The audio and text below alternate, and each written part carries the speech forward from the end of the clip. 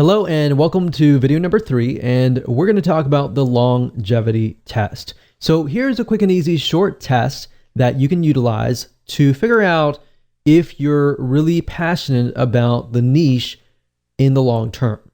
Because you might be okay right now, but we really want to know if it's going to last for a decade or more.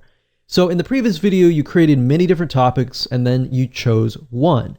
Now, the fact that you're passionate about this topic means that you're more likely to succeed in the long term, but we want to make sure that is the case. So here's what I want you to do.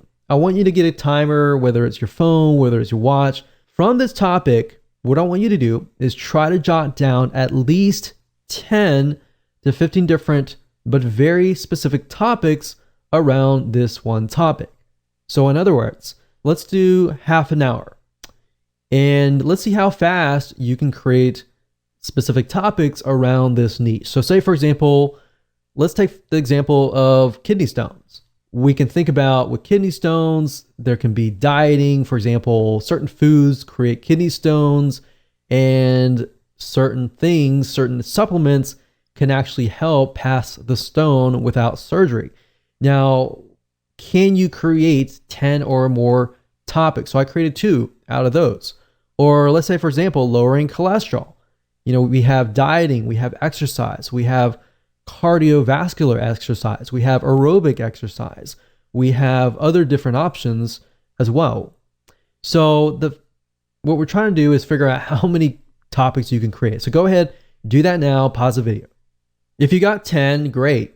If you got 15, super. If you got 20, awesome. But if you got at least 10 within less than half an hour, then that's a good sign. That means that in your brain, you're able to produce topics right away and that you're actually passionate about this niche. Now, are you stuck? Let's say you tried it and you weren't able to think of anything. If you're stuck, then that kind of means that you need to move on to the next one. So look back on the list of pains and hobbies, pick another one and go through the cycle again until you find one that works. Now, here's the final test. Let's say you found something that you were able to write 10 for. Is this something that you would feel comfortable writing day in and day out?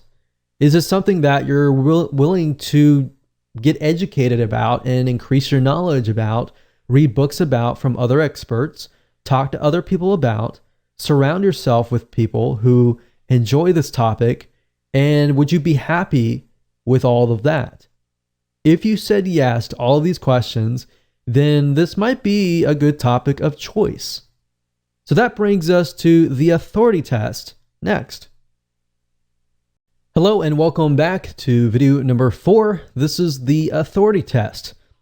When it comes to being authority, you always want to be one step or one level ahead of your audience.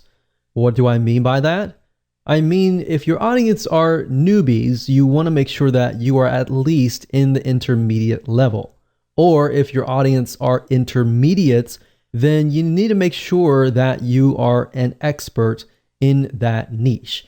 And the reason being is because you need to be several steps ahead to ensure that you answer their questions. In other words, you need to make sure that you can gain their trust by providing value, and that way they understand that you have been through what they are going through right now.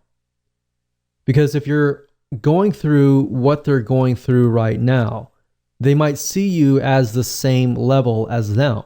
They don't really see you as the authority. They see you as maybe somebody who's a friend or somebody who understands what they're going through, but not yet has encountered the future. See what I mean by that? You have encountered the future, and therefore you can give them advice and tips to help them. So people want to know essentially if you are ahead of them, because basically the reality is if you do not know what you're talking about, people can see right through you.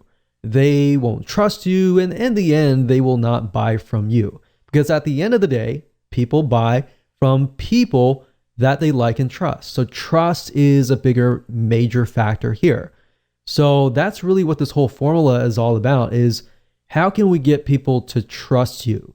And ethically and rightfully so, if you know the niche, you know the advice and the tips, and you've lived it, then you're more likely to be able to connect. And by connecting, you understand their struggles.